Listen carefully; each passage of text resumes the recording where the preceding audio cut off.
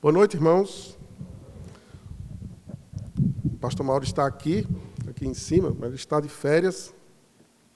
Me convidou para trazer as mensagens nesse mês. Serão 4 mensagens e eu decidi trazer uma série, uma série de alguns estudos. Eu li um livro de John MacArthur chamado 12 Heróis Improváveis.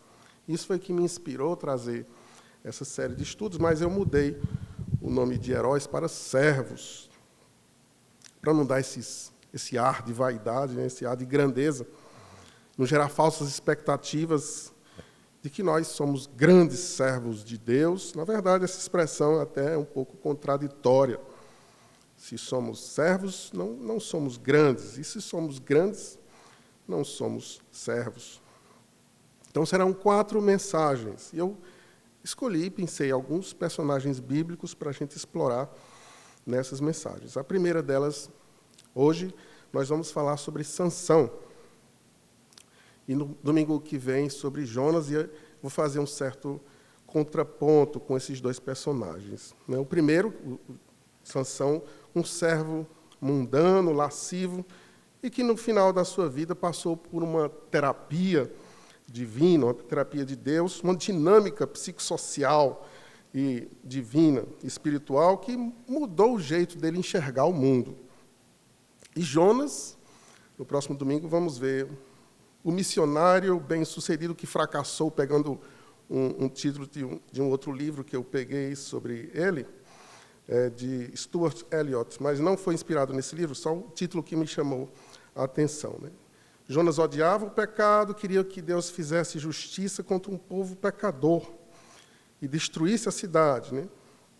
Se recusa a pregar na cidade de Nínive, mas depois Deus lhe oferece uma espécie de hidroterapia, depois ele é submetido a uma dieta de peixe. Isso lhe estimulou a orar, a meditar e obedecer ao Senhor. Então, vamos fazer, nesses 2 primeiros estudos, esse contraponto, um servo mundano e um servo religioso. E nos seguintes a gente vai ver Neemias e Esté, depois a gente comenta sobre isso. Todos servos improváveis. Ou seja, todos nós somos servos improváveis. No fim das contas, a gente não tem as características, os elementos, todos os elementos que nos fazem ser servos de Deus, porque somos pecadores. Não temos as qualificações para servir a um Deus infinito e santo. Por isso, Deus provou seu amor por nós, sendo nós ainda pecadores. E Ele se entregou por nós nessa condição. Nós, quando éramos inimigos, fomos reconciliados com Deus mediante a morte do seu Filho. Então vamos ver Sansão, o homem que teve a sua visão de mundo transformada. É o estudo de hoje. Vamos abrir nossas Bíblias em Juízes, capítulo 16.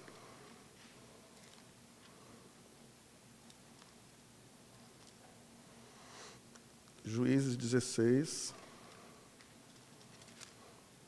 Vamos ler a partir do versículo 20.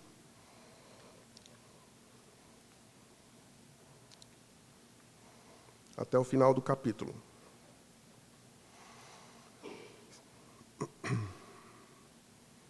Vamos ler a partir do 19, do 19 até o final do capítulo.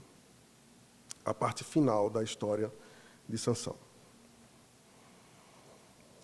Então Dalila fez dormir Sansão nos joelhos dela e, tendo chamado um homem, mandou rapar-lhe as 7 tranças da cabeça. Passou ela a subjugá-lo e retirou-se dele a sua força. E disse ela: os filisteus vêm sobre ti, Sansão. Tendo ele despertado do seu sono, disse consigo mesmo: sairei ainda esta vez como dantes, e me livrarei, porque ele não sabia ainda que já o Senhor se tinha retirado dele. Então os filisteus pegaram nele e lhe vazaram os olhos, e o fizeram descer a Gaza. Amarraram-no com 2 cadeias de bronze e viravam um moinho no cárcere. e o cabelo de sua cabeça, logo após ser rapado, começou a crescer de novo. Então os príncipes dos filisteus se ajuntaram para oferecer grande sacrifício ao seu deus Dagom e para se alegrarem, e diziam: nosso Deus nos entregou nas mãos a Sansão, nosso inimigo. Vendo o povo, louvavam ao seu Deus, porque diziam: nosso Deus nos entregou nas mãos o nosso inimigo, e o que destruía a nossa terra e o que multiplicava os nossos mortos. Alegrando-se-lhes o coração, disseram: mandai vir Sansão para que nos divirta. Trouxeram Sansão do cárcere, o qual os divertia. Quando o fizeram estar em pé entre as colunas, disse Sansão ao moço que eu tinha pela mão: deixa-me, para que apalpe as colunas em que se sustém a casa, para que me encoste a elas. Ora, a casa estava cheia de homens e mulheres, e também ali estavam todos os príncipes dos filisteus. E sobre o teto havia uns 3.000 homens e mulheres que olhavam enquanto Sansão os divertia. Sansão clamou ao Senhor e disse: Senhor Deus, peço-te que te lembres de mim e dá-me força só esta vez, ó Deus, para que me vingue dos filisteus, ao menos por um dos meus olhos. Abraçou-se, pois, Sansão com as 2 colunas do meio, em que se sustinha a casa, e fez força sobre elas, com a mão direita em uma e com a esquerda na outra, e disse: morra eu com os filisteus. Inclinou-se com força, e a casa caiu sobre os príncipes e sobre todo o povo que nela estava. E foram mais os que matou na sua morte do que os que matara na sua vida. Então seus irmãos desceram e toda a casa de seu pai, tomaram-no, subiram com ele e o sepultaram entre Zorá e Estaol, no sepulcro de Manoá, seu pai. Julgou ele a Israel 20 anos. Vamos orar. Amado Deus, nós pedimos que o Senhor nos ilumine o coração e a mente, nos ajuda a entender a tua mensagem e colocá-la em prática. Pedimos assim em nome de Jesus. Amém.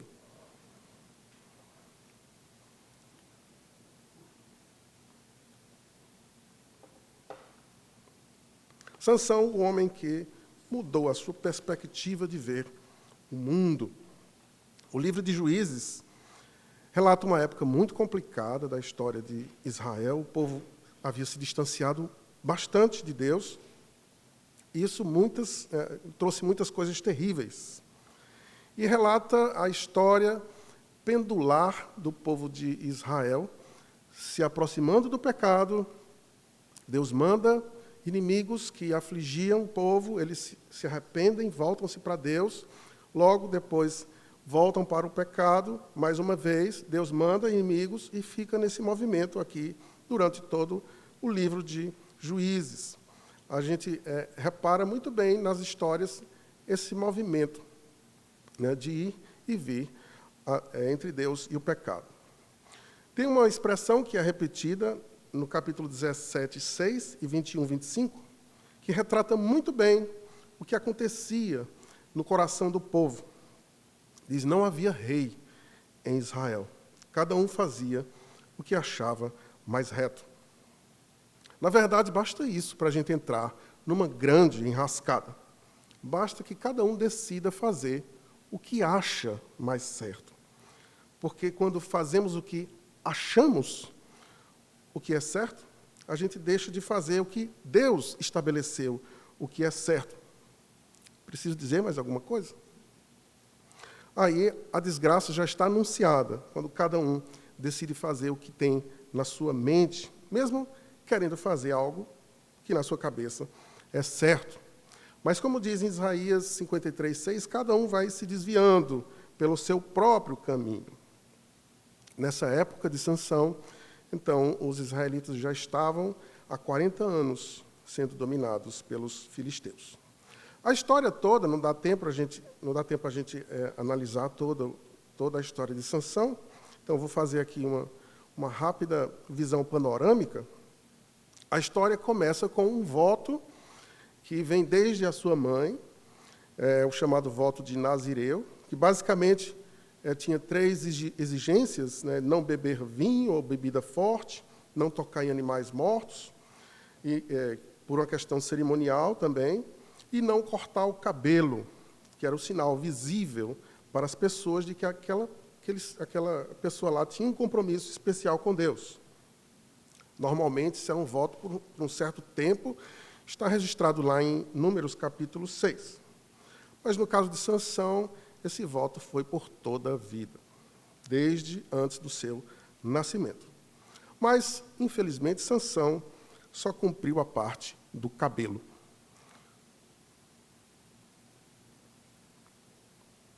Em vários momentos, ele se mostrou ser uma pessoa mundana, sem compromisso sério com Deus. E se envolveu com mulheres filisteias também. E, aliás, Deus usou isso de uma forma até constrangedora para a gente ler. Deus usa essa inclinação de Sansão para provocar os filisteus. Então, vou fazer aqui só uma rápida listagem, não dá tempo para a gente ler os textos. Mas, por ocasião do seu casamento, ele mata 30 filisteus para tomar vestes festivais, porque perde uma aposta e se vinga porque foi enganado nessa aposta.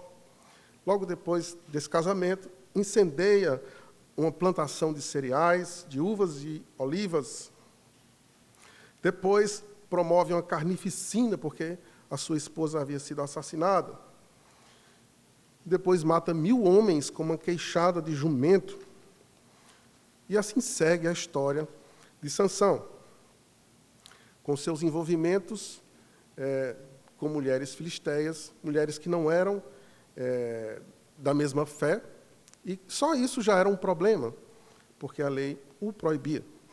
Como é que Deus usa uma pessoa assim?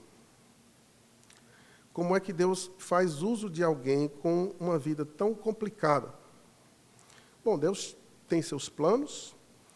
A época em que Israel vivia era uma época muito complicada, já estavam muito distantes de Deus.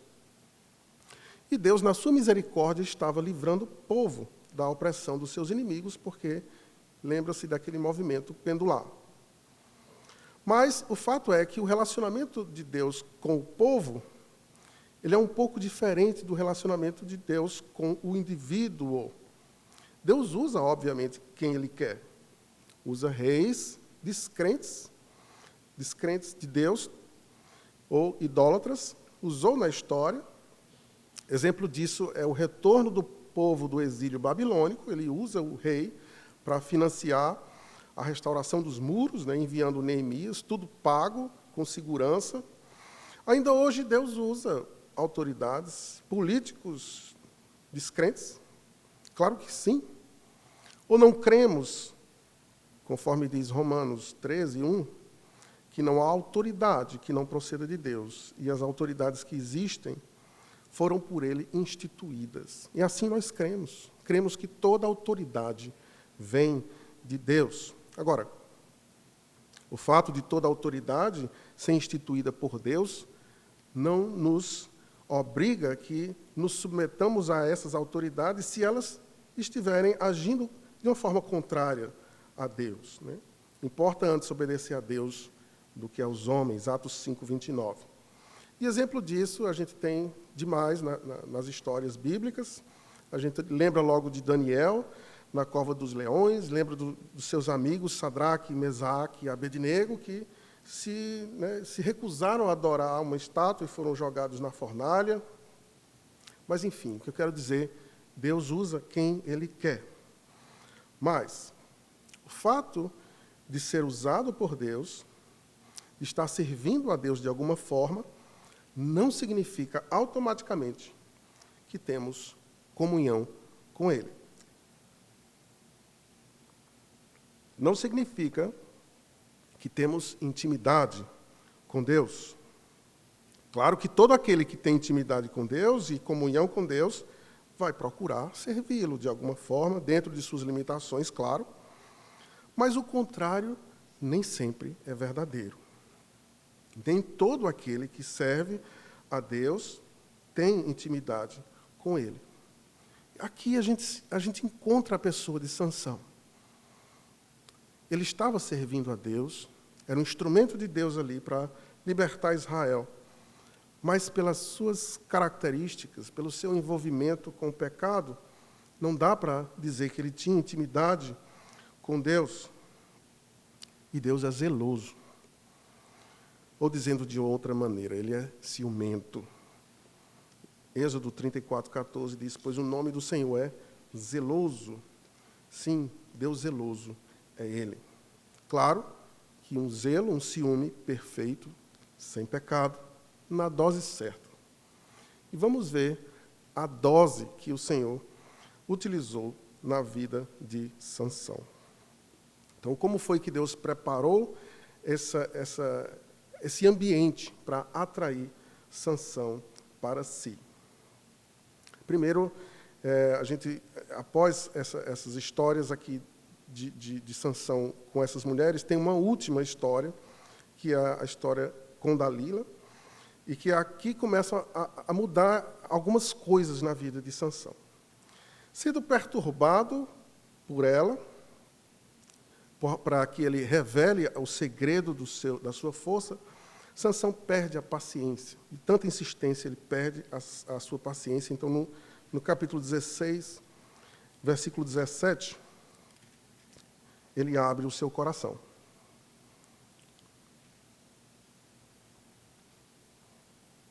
Descobriu-lhe todo o coração e lhe disse, nunca subiu navalha à minha cabeça, porque sou nazireu de Deus, desde o ventre de minha mãe. Se vier a ser rapado, ir-se-á de mim a minha força, e me enfraquecerei e serei como qualquer outro homem. Sansão revela o seu segredo. Agora vamos parar um pouquinho aqui. O voto, claro, exigia não cortar o cabelo, é verdade. É verdade também que ele era nazireu desde antes do seu nascimento. Mas será que a força vinha do cabelo? Vamos, assim, passar rapidamente por alguns versículos em que Sansão utiliza essa força que Deus havia dado a ele.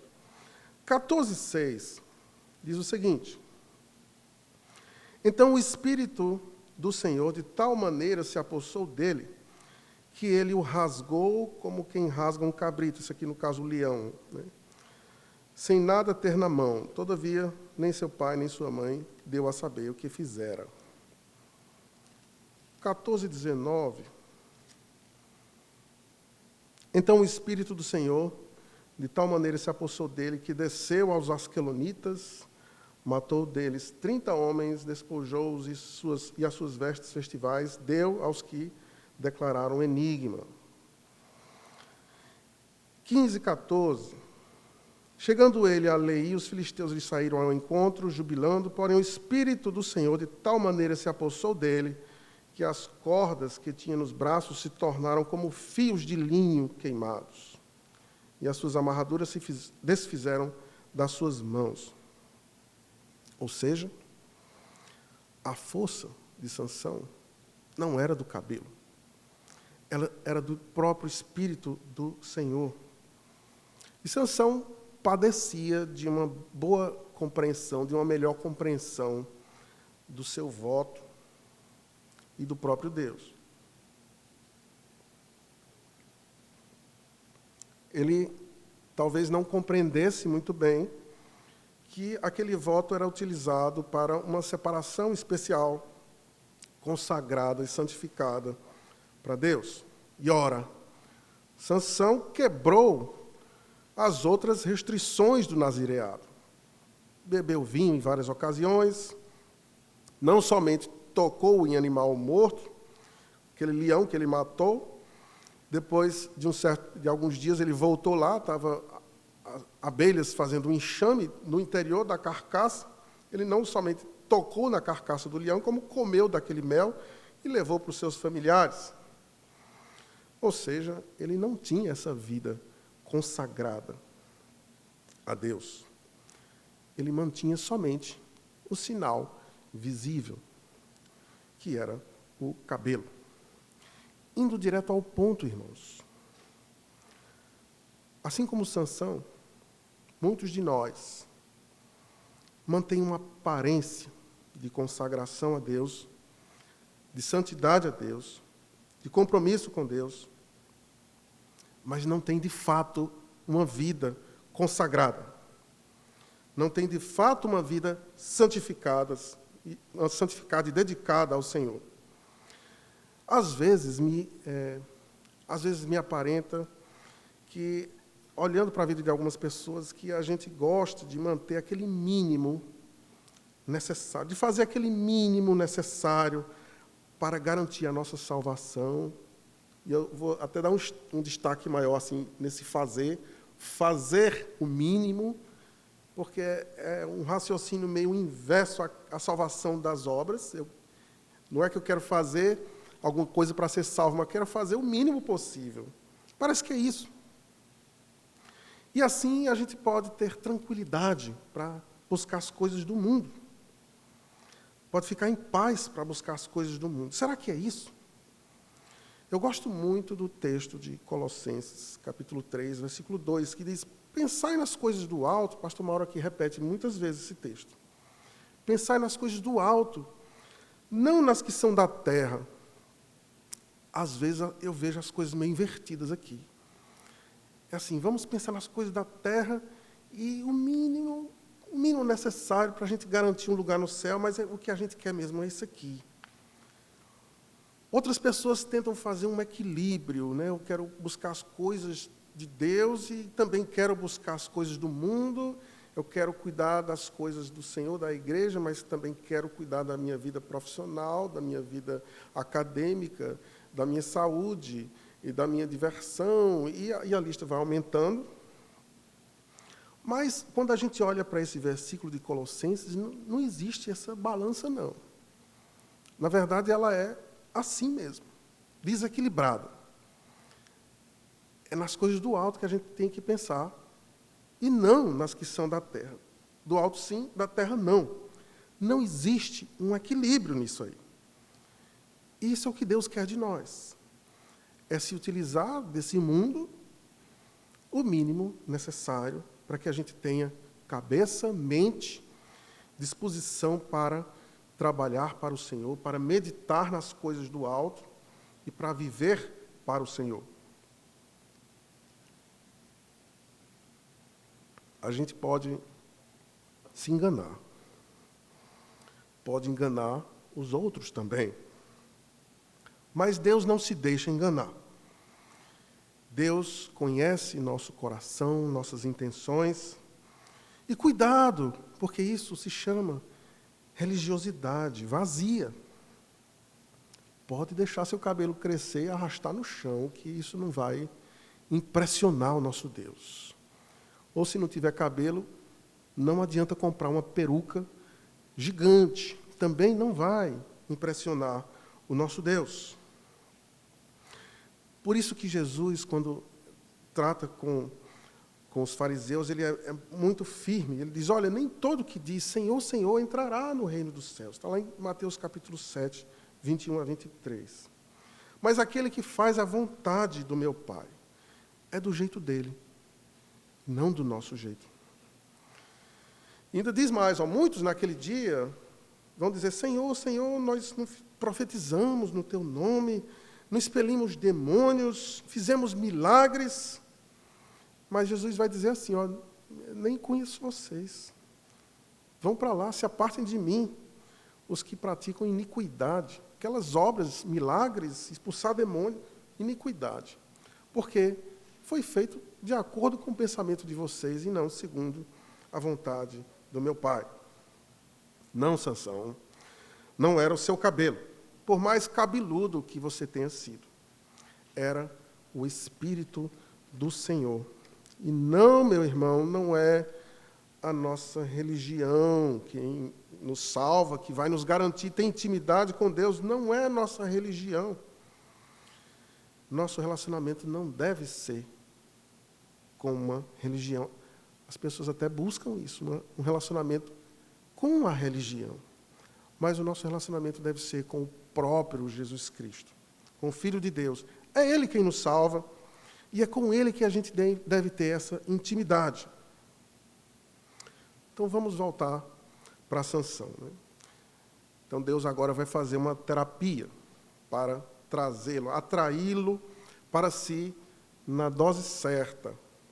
E essa dose é uma mistura de traição por dinheiro, prisão, cegueira, humilhação pública e trabalhos forçados.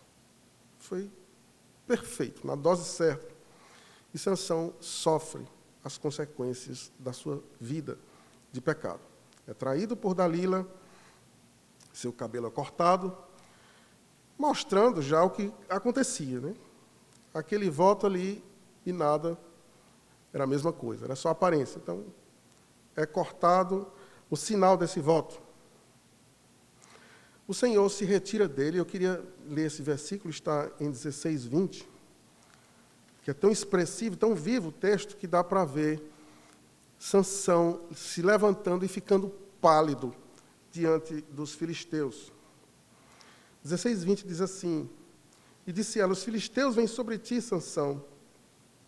Tendo ele despertado do seu sono, disse consigo mesmo: Sairei ainda esta vez como dantes e me livrarei. Olha a autoconfiança dele. Porque ele não sabia ainda que já o Senhor se tinha retirado dele. Só uma observação é que no Novo Testamento a atuação do Espírito Santo é bem diferente. Ele não se retira dos crentes. O Espírito Santo habita no crente, ele é o penhor, a garantia da nossa salvação.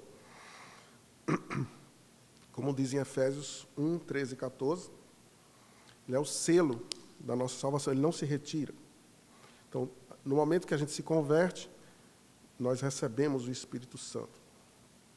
Mas no Velho Testamento, o Espírito de Deus agia sobre pessoas que Deus escolhia, né? Profetas, sacerdotes, reis, pessoas comuns. Mas não era uma habitação permanente, só fazendo esse parênteses para a gente não ter confusão na hora de interpretar o texto. Então, além do Senhor se retirar dele, e ele sentiu isso, teve também os seus olhos vazados, aqueles mesmos olhos que alimentaram sua cobiça e sua imoralidade. Depois foi amarrado e forçado a trabalhar no moinho, rodando uma pedra gigantesca como um animal. O cabelo começa a crescer de novo, mas já sabemos que o cabelo não é essa fonte de força, mas era um sinal de compromisso especial com Deus. E esse compromisso estava aqui se preparando para se formar de novo. A gente vai já ver. E aqui é que começa esse processo para que Sansão tivesse uma nova visão da vida e do mundo. Claro que a gente não pode aqui fazer não deve fazer especulações no texto para dizer o que o texto não diz, a gente não vai fazer isso. Mas não podemos deixar de observar aqui, a partir das circunstâncias e a partir das coisas que são ditas e das orações de Sansão, que a gente vai já analisar, a gente não pode deixar de fazer algumas conclusões, algumas inferências. Primeiro, vamos analisar as circunstâncias. Vamos nos colocar no lugar de Sansão por alguns minutos. Ele tinha vivido a vida inteira confiando na sua própria força. Ele era temido, respeitado, já tinha 20 anos no ofício de julgar a Israel. Era temido por Israel e também pelos filisteus. Ele tinha uma história de consagração a Deus, muito embora a gente veja aqui que ele não era realmente consagrado, mas ele tinha essa história. E o Espírito de Deus, de fato, estava sobre ele, lhe dando força em vários momentos cruciais. E justamente agora, sendo traído por dinheiro, Deus o deixara. Talvez esse abandono esse abandono pudesse gerar algum tipo de amargura no coração de Sansão, algum tipo de revolta. Se a gente pensasse assim, no nosso lugar, talvez gerasse algum tipo de sentimento assim. A amargura invadiria nosso coração de uma forma que nos pressionasse a desvalorizar a nossa fé. E aqui eu queria voltar para o texto e analisar as duas orações que o texto nos informa, as duas orações de Sansão. Primeiro, em 15:18, por ocasião daquela história da queixada do jumento, quando ele mata 1000 homens.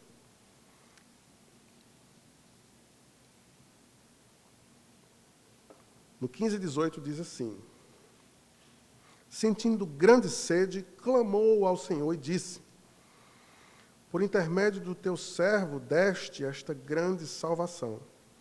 Morrerei eu agora de sede e cairei nas mãos destes incircuncisos?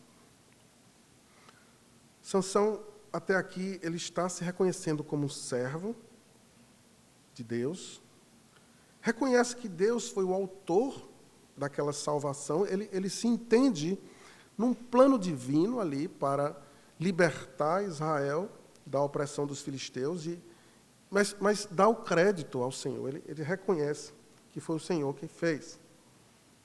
E reconhece que Deus estava utilizando a sua vida para fazer essa libertação. Ele se coloca nessa condição. E ele pede auxílio a Deus, né, porque ele estava ali morrendo de sede. Em suma, ele faz uma profissão de fé verdadeira e pede livramento. Deus lhe corresponde. Deus lhe corresponde. Então, temos esse primeiro registro aqui de uma oração sincera, em que ele expressa fé verdadeira. Só que, como a gente sabe da história dele, ele tinha seus problemas morais.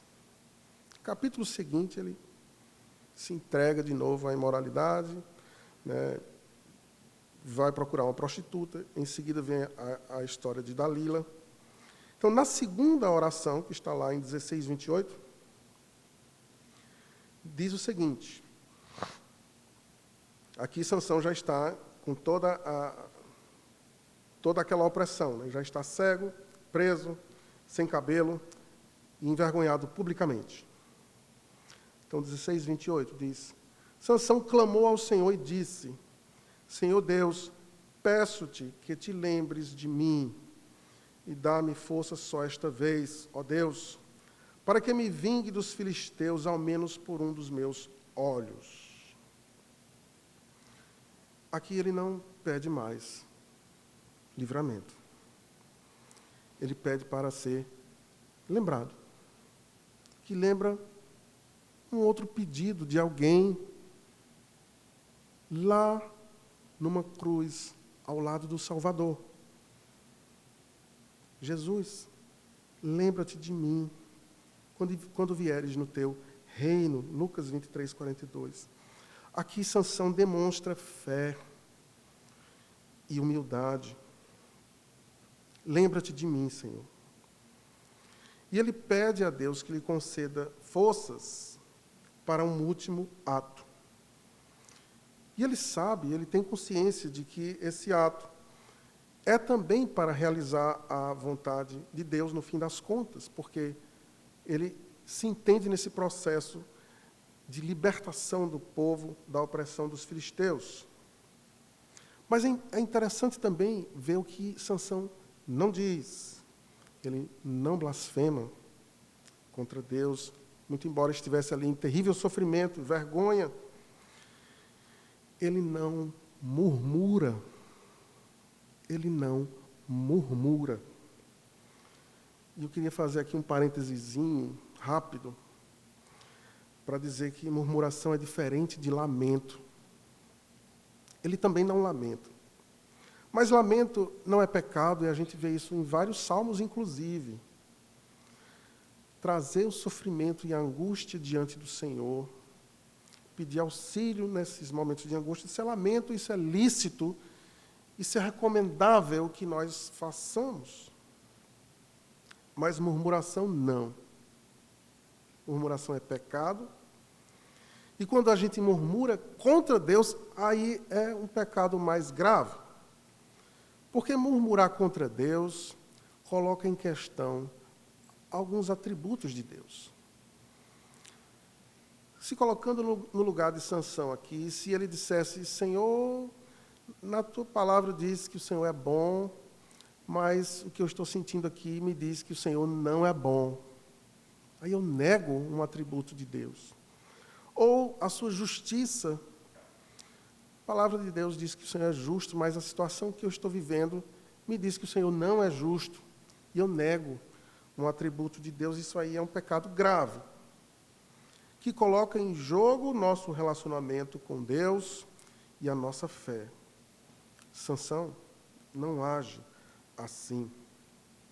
E a Bíblia é repleta de passagens que falam contra a murmuração.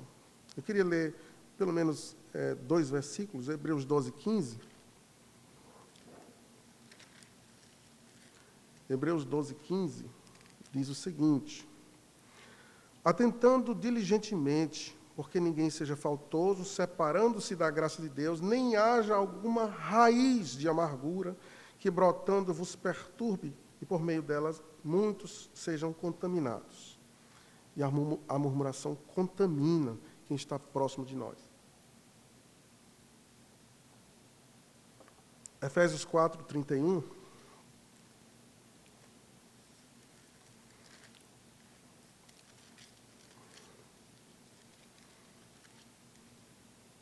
Longe de vós toda amargura e cólera e ira e gritaria e blasfêmias e bem assim toda malícia. Sansão não blasfema, não murmura, não pede livramento, como ele fez na primeira oração, né? Ele pediu livramento. Isso, para mim, é um indicativo claro de que ele sabia que esse sofrimento era merecido. E aqui a gente chega no ponto mais alto desse estudo, dessa pregação, que é o ponto que Sansão muda a sua visão de mundo. Sansão muda o jeito de ver as coisas, de perceber as coisas. E, mesmo não estando explícito no texto, isso para mim grita muito alto e me faz ver o que está acontecendo no coração de Sansão. Então, como foi que aconteceu isso? Primeiro, a humilhação que ele passou, o sofrimento que ele estava ali passando, amaciou um coração orgulhoso e autoconfiante, como ele tinha. E esse afastamento do Espírito de Deus denuncia também toda a carnalidade que ele vivia. Denuncia o quão longe ele estava do Senhor, santo, santo, santo. Apesar de estar ali servindo a Deus, sendo um instrumento de Deus no livramento de Israel. Apesar de Deus utilizar até mesmo os seus defeitos para isso. Apesar disso, muito longe de Deus. E como é maravilhoso a gente perceber isso, porque quando a gente vê as coisas do ponto de vista de Deus, tudo se torna luz. A nossa visão também é transformada quando a gente enxerga as coisas do ponto de vista de Deus. Lembra a história do cego de nascença? Quando as autoridades chegam para ele e perguntam se quem fez aquilo era pecador ou não, quem foi que curou, ele diz, olha, eu não sei. Eu só sei uma coisa, eu era cego e agora eu vejo. No caso de Sansão, ele poderia inverter. Eu achava que via, mas eu era cego. Daí porque as Escrituras, quando falam nesse ponto de vista de Deus, diz, a luz veio ao mundo, mas os homens amaram mais as trevas do que a luz, porque as suas obras eram más. João 3,18. Jesus também disse, eu sou a luz do mundo. Quem me segue não andará em trevas, pelo contrário, terá a luz da vida.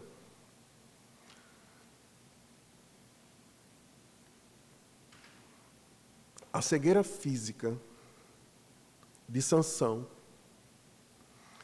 estava agora privando Sansão de toda a sua cobiça. Ou, melhor dizendo, protegendo Sansão de toda a sua cobiça.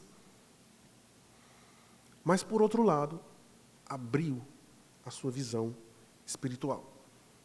Agora ele vê a realidade como ela é.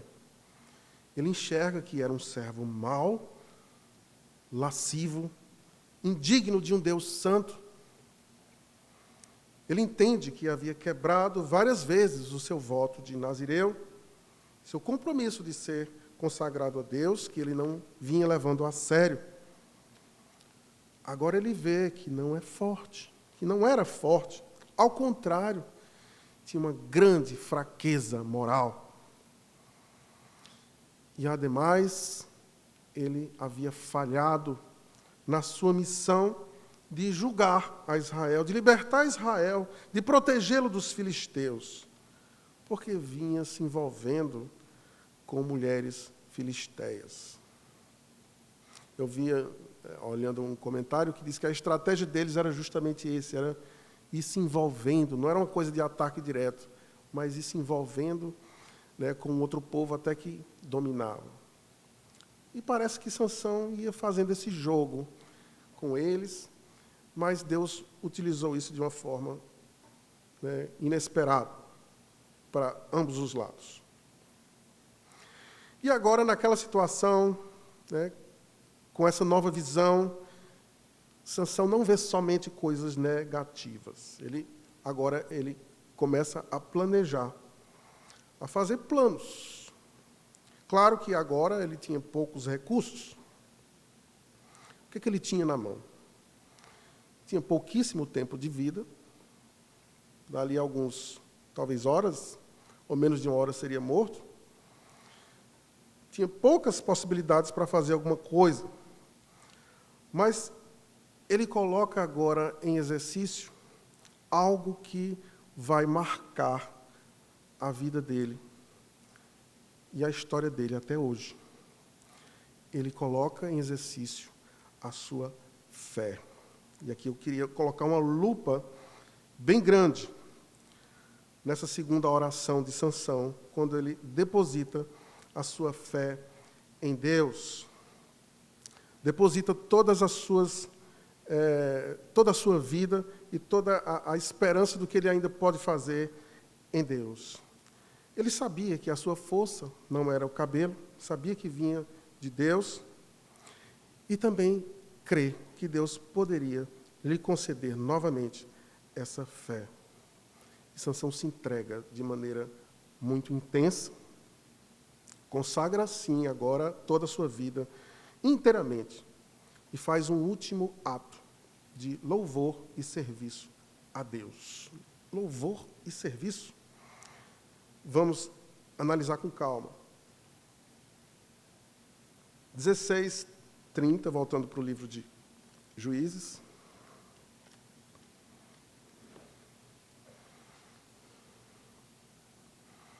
E disse: morra eu com os filisteus. Inclinou-se com força e a casa caiu sobre os príncipes e sobre todo o povo que nela estava. Morra eu com os filisteus. Nós não estamos aqui analisando um texto de um teólogo, de alguém muito estudado em teologia. A gente está vendo aqui alguém já muito marcado pelos seus pecados, numa época muito complicada da história. Mas a gente, olhando o contexto, a gente percebe a ação de Deus. Não podemos sair fazendo teologia sobre as declarações, uma teologia superficial, mas a gente pode analisar o contexto para tirar conclusões mais assertivas. E o que a gente percebe aqui é que essa atitude não é uma atitude desesperada, como pode parecer. A gente viu aqui na oração dele a fé que ele declara a Deus: Senhor, peço-te que te lembres de mim. Ele tem fé, ele tem humildade, ele está aqui numa posição de humildade diante de Deus, ele não está em desespero. E o contexto aqui é um contexto de guerra, de batalha. Ele iria morrer de todo jeito. É como um soldado que está ali em combate e, de repente, os inimigos lhe encontram e certamente vão matá-lo, ele está com a arma na mão. E esse soldado decide corajosamente enfrentar os inimigos e morre em seguida. É muito claro esse contexto aqui de enfrentamento e de guerra. Se houvesse uma possibilidade de escapar com vida, claro que ele iria, mas não é o caso. E ele aqui enfrenta com muita coragem e fé os inimigos de Deus, fazendo o que Deus já havia determinado para ele e para os demais juízes: libertar Israel da opressão dos inimigos. Enfrentar com guerra os inimigos para libertar a Israel. E é isso que ele está fazendo aqui com muita coragem. Não é um ato de desespero. É um ato de fé e de consagração a Deus. Algumas lições. Isso, quando a gente fala de fé, eu não falo sem base bíblica. A gente sabe disso também por causa de Hebreus capítulo 11, em que o nome de Sansão está lá, entre os heróis da fé. Então, a gente pode dizer isso com muita segurança, que ele aqui exerce sua fé de maneira muito firme, e isso marca a sua vida e sua história até hoje. Algumas lições, então. A primeira é que Deus é soberano e Ele nos surpreende. Não podemos criar regras para definir, para limitar como é que Deus deve agir. Deus é soberano para agir como, quando e com quem quiser. Segunda lição, uma palavra para os pais. A Bíblia não traz detalhes sobre o sofrimento dos pais de Sansão, que eram piedosos. A gente não viu, mas tem toda uma história lá do anjo que se encontra com eles para instruir como deveriam criar Sansão. É óbvio que eles sofreram nesse processo, e é natural que a gente sofra. Na verdade, o problema é quando a gente deixa de sofrer. Quando a gente não sofre mais porque nossos filhos estão distantes de Deus, é porque a gente não está mais ligando, não ora mais, não crê mais. Aí é problema. Então a gente tem que sofrer mesmo, é natural sofrer, e colocar isso diante de Deus, colocar seus lamentos diante de Deus. E, de fato, há um enorme risco dos nossos filhos que crescem aqui dentro da igreja, se habituam com as coisas de Deus, de não dar mais, não perceber mais o poder do Evangelho. O Evangelho nunca pode ser considerado coisa comum. Não pode, isso tem que começar de nós. Nós precisamos viver esse Evangelho de maneira séria, ensinar o Evangelho em casa aos nossos filhos de maneira firme, séria e com muito temor. E esse temor deve partir de nós, né? Deve partir de nós como um exemplo. Não devemos desistir de orar pelos nossos filhos, mesmo quando eles não nos ouvem mais. E o quanto a gente puder cultivar o hábito de sentar todos ao redor da mesa para falar de coisas espirituais. Filhos rebeldes não devem tirar nossa fé, porque a nossa fé deve estar no Senhor. Uma terceira lição, então, para todos nós que somos, de fato, servos improváveis. É absolutamente improvável que eu fosse crente olhando para a minha história, que eu estivesse aqui hoje. Absolutamente improvável. Deus é quem nos dá essa graça de estarmos aqui junto dele, salvos para a honra e glória dele. Cada um de nós que aceitou a Jesus como Salvador, somos, de fato, servos improváveis. Mas, para servir bem, tendo intimidade com esse Deus, comunhão com Deus, é preciso que a gente rompa com o pecado. É preciso que a gente não negocie com o pecado. Não compactue com o pecado. Um arrependimento verdadeiro exige um rompimento com o passado de pecado. Tito 2, 11 e 12 diz que a graça de Deus se manifestou salvadora a todos os homens, nos educando para que, renegadas a impiedade e as paixões mundanas, vivamos no presente século sensata, justa e piedosamente. Então, é preciso renegar esse passado, romper com o passado. O pecado deve ser denunciado, abandonado, tratado. Não pode haver aqui um pacto de compromisso, de segredo, não pode existir acordo nenhum que envolva pecado.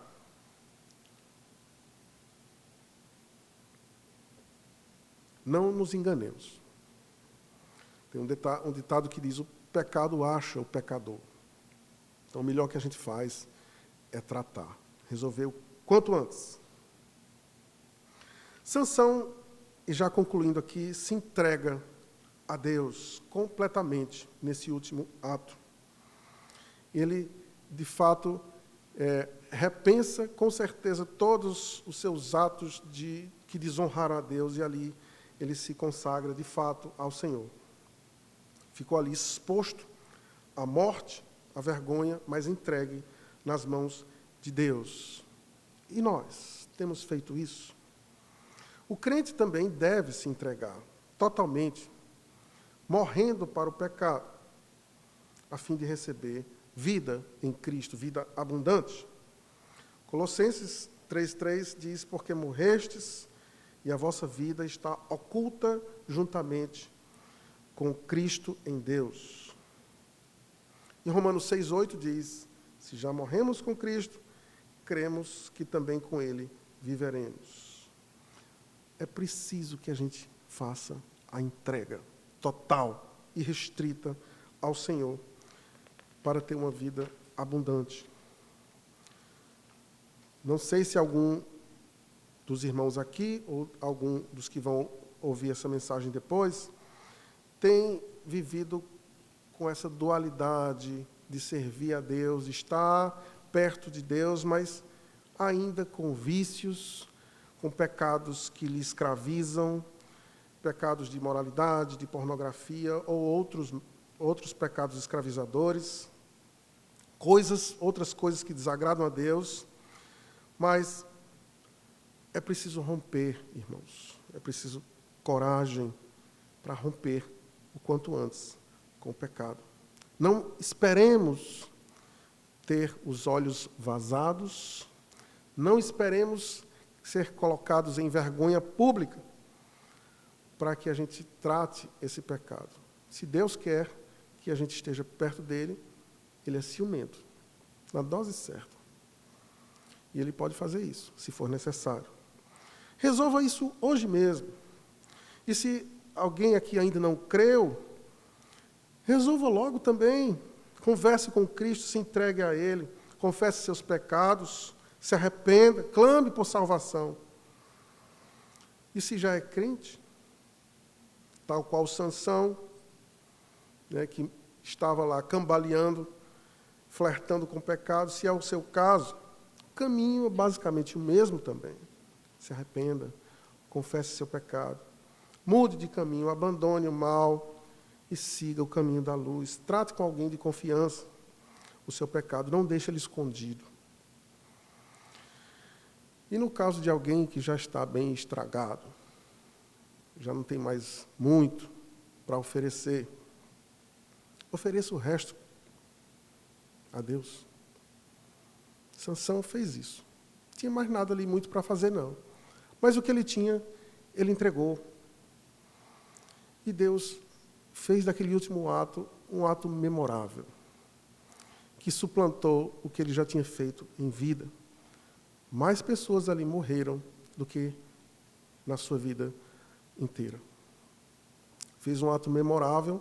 Sei que é às vezes constrangedor a gente falar que Deus manda matar, mandou estabeleceu guerras e tudo. Isso é constrangedor quando a gente fala isso hoje.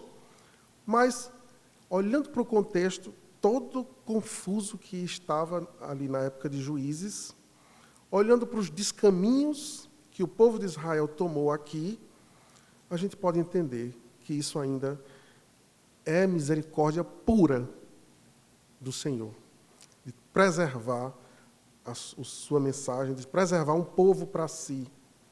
E Ele faz isso conosco. Basta a gente se entregar. Basta a gente se entregar com confiança que Ele tem toda a habilidade e poder para transformar isso em um ato memorável, um ato de louvor a Ele, um ato honroso para a glória dEle. Entregue-se a Jesus como se fosse para a morte, ou melhor, morrendo para o pecado. E assim você vai encontrar vida eterna. A realidade é espiritual. O resto é apenas aparência física. Mas para a gente perceber isso, a gente tem que mudar a maneira como a gente vê o mundo. Que o Senhor nos abençoe.